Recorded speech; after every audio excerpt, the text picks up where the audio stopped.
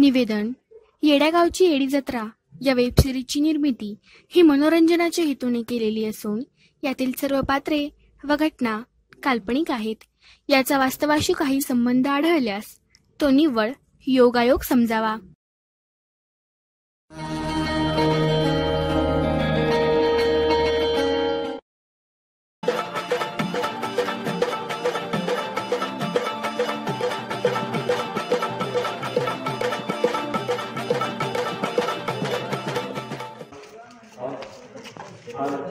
अरे या की लवकर रे, घेऊन सुस्तावलाय का सगळे?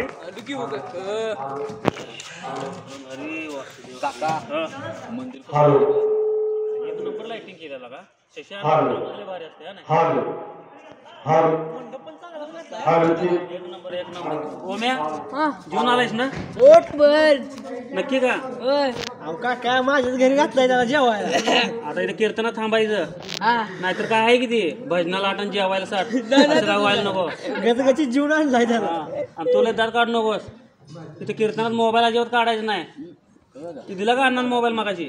अण्णान दिला नाही. हा लय कावला अण्णा.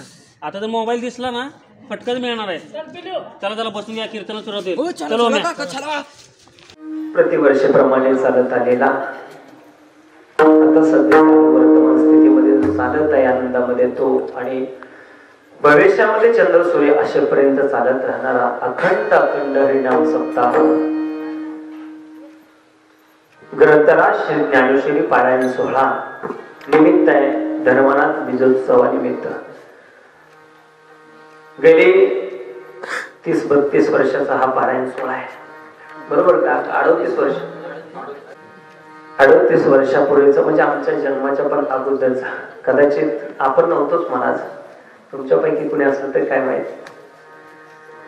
खूप वर्षापूर्वीचा असा स्थापित झालेला अखंड हरिनाम सप्ताह आणि या सप्ताहामध्ये आजच्या दुसऱ्या दिवसाची चिंतन सेवा माझे परमस्नेह आदरणीय केशवजी महाराज कुंभार यांच्या माध्यमातून सेवा माझ्याकडे आलेली.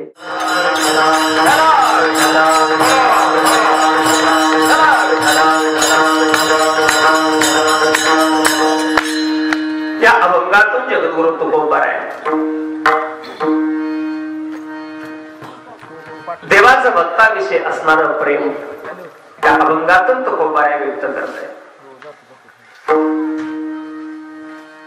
देवाच्या अंतःकरणामध्ये भक्ताविषयीचं प्रेम आहे.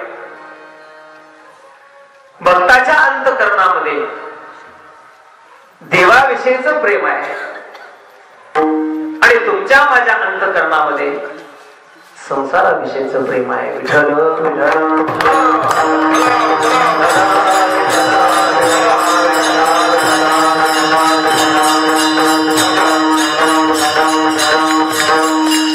पहिल्या दोन नंबर जे सांगितलं त्याने एकमेकांच्या वरती प्रेम करून त्या प्रेमाच्या मोबदल्यामध्ये त्याने जे प्राप्त केलेलं आहे त्याचं नाव आहे सुख. सुख प्राप्त केलेलं आहे. देवाने भक्तावरती प्रेम केलं त्याच्या मोबदल्यामध्ये त्यांना काही मिळालं तर सुख मिळालेलं आहे. भक्ताने देवावरती प्रेम केलं त्याच्या मोबदल्यामध्ये त्यांना काही मिळालं तर सुखच मिळालेलं आहे. आणि आम्ही मात्र संसारावरती प्रेम केलं त्याच्या बदल्यामध्ये काय मिळालेलं आहे काय सांगायची गरज आहे का? विठ्ठल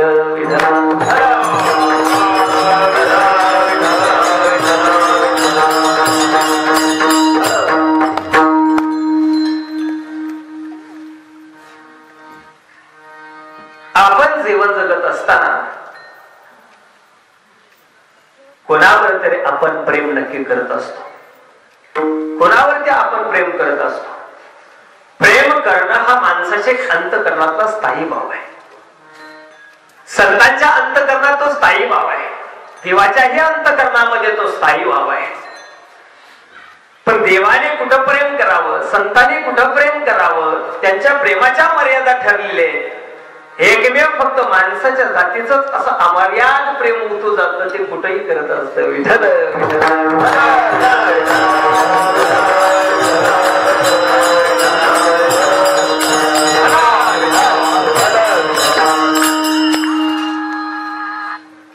माझा तुम्हाला प्रश्न असा आहे, विचारलं तर चालेल ना?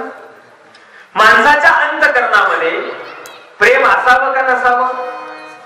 असावं. माणसाच्या अंतःकरणामध्ये प्रेम हा गुणधर्म असावा असं उत्तर दिलेलं आहे. आणि नसावं म्हटलं तर थोडीच माणसं करायचं राहणार आहे. असावं, जरूर असावा. माणसाच्या अंतःकरणामध्ये प्रेम हा गुणधर्म जरूर असावा, पण त्या प्रेमाचा विषय नसून देव असावा. संतांच्या अंतःकरणामधल्या प्रेमाचा विषय नव्हता, देव होता. आपल्या प्रेमाचा विषय देव नसून विषय असतो. परिणामी साधूंना त्यांच्या जीवनामध्ये सुख प्राप्त होतं आणि परिणामी आपल्याला दुःख प्राप्त होतो. तुम्ही सांगितलं माणसाच्या अंतःकरणामध्ये प्रेम असावं, ठीक आहे. त्याच्या पुढचं मला उत्तर असं द्या की त्या आपण जीवन जगत असताना आपण प्रेम करतो. ते प्रेम करत असताना आपण एखाद्या व्यक्तीवरती म्हणा, एखाद्या वस्तूवरती म्हणा, एखाद्या पदार्थावरती म्हणा, एखाद्या घटकावरती म्हणा, आपण काय करत असतो? बोला, प्रेम करत असतो. मग त्या प्रेमाच्या बदल्यामध्ये आपल्याला सुख मिळतं का दुःख मिळतं? काय मिळतं? काय मिळतं? एवढं दुःख मिळतं की सांगायला सुद्धा घाबरायला लागले. एवढं दुःख मिळतं मला, जेवढं दुःख मिळतं त्या प्रेमाच्या मोबदल्यामध्ये आम्हाला दुःख मिळतं. जर तुमचं असं म्हणणं असेल की प्रेमाच्या मोबदल्यामध्ये दुःखच जर आपल्या पदरात पडत असेल, असंच तुमचं म्हणणं आहे ना? असं जर तुमचं म्हणणं असेल तर नाथ महाराज का म्हणले असतील हो?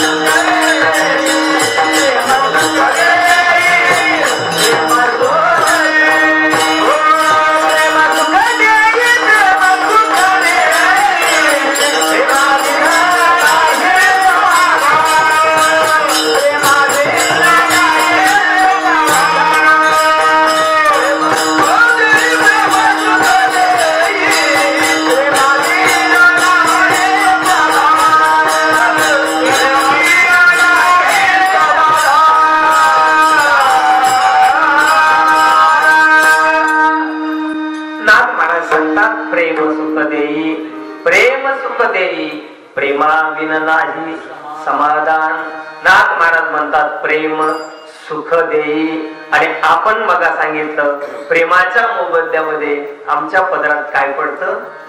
दुःख पडतं. का असं आपल्याकडून येणारं उत्तर दुःख पदरात पडतं असं आहे. संतांचं असणारं उत्तर सुख पदरात पडतं असं आहे.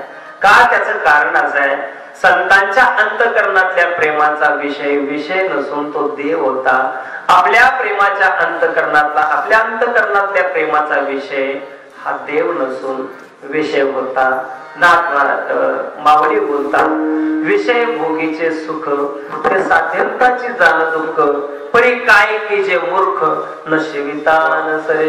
कितीही ते उकरण्याचा उचकटण्याचा प्रयत्न केला तर ते आपले महाराज सांगू तुम्हाला कोंबडी माहित आहे. आता कोंबडी माहित असायला काय खेडेगावात सर्वांनाच कोंबडी माहित आहे. कोंबडी काय करत तिचा आकार देवाने असा केले तिची मान पुढच्या बाजूला असते आणि पाय पाठीमागे असतात महाराज. पाय पाठीमागे ते कोंबडी कितीही पायात धान्य असू देत पायाने पाठीमागे ते सारथ्याने पुढं पुढं चालत असते. तुका म्हणे झाली कोंबडीची परी पुढे उकरीता लाभ नाही. कितीही पुढे उकरत गेलं तर महाराज सुख आपल्याला प्राप्त. ही संसारातली दशा आहे महाराज. संसारामध्ये सुखाचा लवलेश दुःखाचा विचार सुखाचा विचार नाही कोठे. संसार दुःख मुळे चहूकडे इंगळ. त्याचं कारण आहे आपल्या प्रेमाच्या आपल्या अंतःकरणातल्या प्रेमाचा विषय हा विषय असतो देव नसतो. परिणामी काय होतं महाराज परिणामी आम्हाला दुःख भोगावं लागतं. आमच्या पदरामध्ये दुःखच पडतं महाराज दुःख पडतं. संतांच्या अंतःकरणात सुद्धा ममत्व आहे. तुमच्या माझ्या अंतःकरणामध्ये सुद्धा ममत्व आहे. ममत्व आहे. आपलं ममत्व संसाराच्या ठिकाणी आहे. आपलं ममत्व परिच्छिन्न आहे आणि संत महात्म्यांच्या साधूंच्या अंतःकरणातल्या ममत्वाचा विषय हा व्यापक आहे. व्यापक आहे. साधूंचं ममत्व व्यापक आहे आणि आपलं ममत्व संकुचित आहे. अख्या विश्वाला देव मिळावा ही संकल्पना कोणाची संत महात्म्यांची. ऐका काय संकल्पना मांडाव्यात ज्ञानोबरेनी तुकोबरेनी. किती अभंगाची प्रमाण सांगावी. यारे यारे लहान याती भरती कशासाठी ते बोलवतात याची यावत भूतलावरती अनेक जीवन जगणाऱ्या लोकांचं पारलौकिक जीवन सुखामध्ये गेलेलं आहे. घोटाळा इथं झालेला आहे की अनेक सुखामध्ये जीवन घातलेलं आहे आपण आणि म्हणून पारलौकिक जीवनाचा परिणाम आपण विसरलो. परिणामी दुःख भोगावं लागते. काय असतं अहिक आणि काय परलौकिक असतं महाराज. आता जे जीवन जगतो ना ते अहिकच आहे. अहिकच आहे. देवाची प्राप्ती संतांची संग संतांचा संग जेव्हा आम्हाला नको असं वाटतो त्यावेळेस त्याला म्हणावं अहिक सुख. अहिक सुख किती सांगावं ज्ञानोबरेनी परी दोघायशे करी बरी दोघायशे करी या आटा प्रहारा माझारे मोठका निमिष भरी तू दे तू जाय. दिवसातले 4 प्रहर रात्रीतले 4 प्रहर देवाने तुमच्यासाठी दिलेले आहेत. त्यातला 1 सेकंद 1 निमिष 1 पल तुम्ही त्याच्यासाठी बाजूला काढायचा आहे. तो फक्त म्हणायला त्याच्यासाठी आहे आणि त्याच्यासाठी नावाला आहे. त्याच्या अनुसंधानामध्ये त्याच्या हिदुगुजामध्ये आणि त्याच्या मोबदल्यामध्ये आपणच आपल्या जीवनाची इति कर्तव्यता प्राप्त करायची. त्यांना तर थोडी द्यायचं आपला वेळ तो आपल्यासाठी आहे त्यांच्यासाठी नाही. अनेक सुखामध्ये जीवन जगत असताना पारलौकिक परिणामाचा विसर पडला. परिणामी दुःख भोगावं लागतं. काय आहे काय आणि काय पारलौकिक आहे थोडक्यामध्ये उदाहरण देतो आणि पुढे जातो म्हणजे तुमच्या लक्षात येईल. दुर्योधन माहित आहे येदगाव मधला नाही महाभारतातला दुर्योधन आहे. दुर्योधनाने अनेक सुखाचा विचार केला. त्याची परंपराच तशी होती महाराज. तरी पुत्रस्ते मोहितो धृतराष्ट्राशे पुषितो म्हणे संजया सांगे मातु कुरुक्षेत्राची सुरुवात होती. सगळं तुम्हाला पुढचं आख्यान पाठ आहे महाराज. त्याने त्या द्रौपदीला वगैरे ते ओढत आणली वगैरे ते सगळं यांनी चांगलं वर्णन केलेलं आहे. मला वाटतंय डोक बाबांनी दुःशासनाला डोक महाराज सांगतात बघा. दुःशासनाला सांगितलं होतं दुःशासन जी भैया जाओ बाग पकड कर खीच कर लाव सभा में द्रौपदी को वगैरे वगैरे असं जे सगळं शिकत असताना तयार केलेलं. विठ्ठल विठ्ठल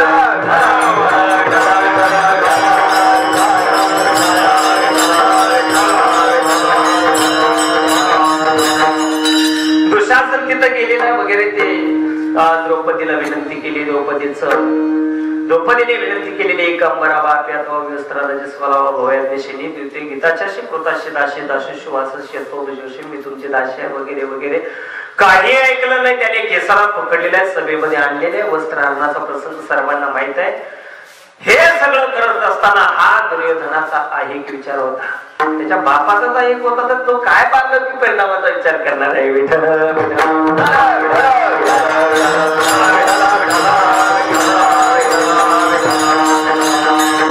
बापाने असा विचार केला होता महाराज माझी मुलं किती आहेत धृतराष्ट्राने माझी किती मुलं आहेत आणि त्याची 5 आहेत. साधी कल्पना करा तुम्ही, इकडे 100 आहेत आणि इकडून 5 आहेत. 100चं आणि 5ची जेव्हा भांडणं होत आहेत त्यावेळेस त्याची संकल्पना कशी होती माहिती का? त्याचा विचार असा होता, आहिक विचार करा म्हणतात. त्याचा असा विचार होता की जेव्हा युद्ध संपून जाईल तेव्हा माझ्या 100तला एक तरी जिवंत राहील का नाही आणि त्याच्या 5तला एक तरी मरेल का नाही, याच्यामध्ये त्याला आनंद वाटत होता. माझ्या 100 मुलांपैकी 99 मेली तर 72 एक तरी जगला पाहिजे आणि त्याच्या 5तला एक तरी मेला पाहिजे. दर कसा लावलेला? एकाच 99 बोल होत तिकडं. एकाच 99 दर लावला होता की माझी 100तली 99 मुर्द्यात एक जिवंत राहायला पाहिजे, आहिक सुख, आणि त्याची 5 आहेत. 5तली एक तरी मेला पाहिजे, एक तरी मेला पाहिजे. सगळे जगले तर चालतील. कसलं आहे सुख म्हणायचे. पण जो आहे सुखाचा विचार करतो त्याचं पारलौकिक नेहमी उलट होत असतं. काय युद्धाचा निकाल कसा लागला, काय परिणाम काय झाला, आणि जेव्हा युद्धाचा निकाल हातात आला त्यावेळेस तो निकाल असा होता, याच्या 100तला एकही शिल्लक नाही राहिला आणि याच्या 5तला एकही नाही गेला. याला म्हणतात पारलौकिक जीवनाचा परिणाम. काय मिळाली शेवटची त्याला दिली बुडी कुंभ पाकी दुर्योधने, दावेना लाजेने मुख धर्मा एवढी लाज वाटू लागली महाराज का जगी जीवनाचे सार घ्यावे जाणून जैसे ज्याचे कर्म तैसे फळ देतो रे. गेले होते का नाही देव शिष्टाई करण्याकरता त्याच्याकडे 1000 वेळा गेले होते महाराज, ऐकलं नव्हते, त्याने ऐकलं नाही. याचं कारण आहे केले कर्म झाले त्याची भोग आली, उपजले मेले ऐशे किती, आहिक सुख याला म्हणतात महाराज. नेमकं उलट होत असतं. कर्मे दुर्योधनादी रणी नाशिले, कर्मे दुर्योधनादी रणी नाशिले. काय कारण? आहिक सुखाचा विचार केल्यानंतर दुःखच पदरात पडत असतं. इथं आपल्या अंतःकरणामध्ये असणाऱ्या प्रेमाचा विषय नसावा, देव असावा. देवाला भक्त आवडतायत. देवाला कोण आवडतंय? संत आवडतायत. का? संतांच्या अंतःकरणामध्ये फक्त देवाविषयीचं प्रेम आहे, भक्तांच्या अंतःकरणामध्ये देवाविषयीचं प्रेम आहे, देवाच्या अंतःकरणामध्ये भक्ताविषयीचं प्रेम आहे, आणि तुमच्या माझ्या अंतःकरणामध्ये फक्त संसाराचं प्रेम आहे. संसार दुःखमूळ असल्या कारणाने त्यांना सुख प्राप्त होतं आणि आम्हाला दुःख प्राप्त होतं. संतांच्या अंतःकरणामध्ये सतचित आनंद भगवान परमात्मा आहे आणि आमच्या चित्तामध्ये असत जड दुःख रूप संसार आहे. विठ्ठल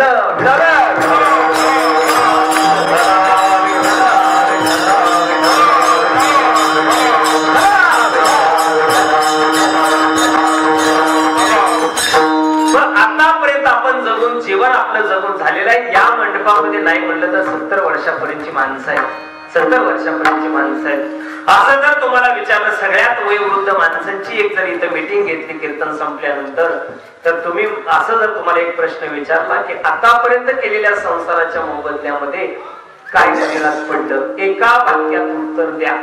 एका वाक्यात उत्तर द्या. काय पदरात पडलं? तर सगळ्यांचं मिळून मला वाटतंय असं एकच उत्तर असेल, महाराज काय खरं नाही, काय खरं नाही, माझ्या पोरांना माझी किंमत नाही, काय खरं नाही. सगळ्यांचं मिळून एकच उत्तर असेल. कोणी सुद्धा असं आहे की जीवन सफल झालेलं असं कोणी सांगणार नाही. त्याचं कारण आहे आम्ही संग केलेला आहे तो मुळात खोटा आहे, मुळात खोटा आहे. म्हणजे सुखाची अपेक्षा तर प्रत्येकाला आहे, हे तर मान्यच करावं लागेल. प्रत्येक गोष्ट जे आपण धडपडतोय करतोय ते प्रत्येक गोष्ट सुखासाठीच करतोय, पण ते सुख आजवर आपल्याला मिळालं का हो? आजवर ते सुख आपल्याला मिळालं नाही. बरं ते सुख तुम्हाला पाहिजे का? पाहिजे का सुख? ते बोला की पाहिजे का ते सुख? पाहिजे. आज पाहिजे का उद्या पाहिजे? आज पाहिजे, उद्या नको का? म्हणजे उद्या ठीक आहे, उद्या पुरतं पाहिजे का एका वर्षभरापुरतं पाहिजे? कायम पाहिजे. बरं जागृतीमध्ये पाहिजे का स्वप्नात पाहिजे?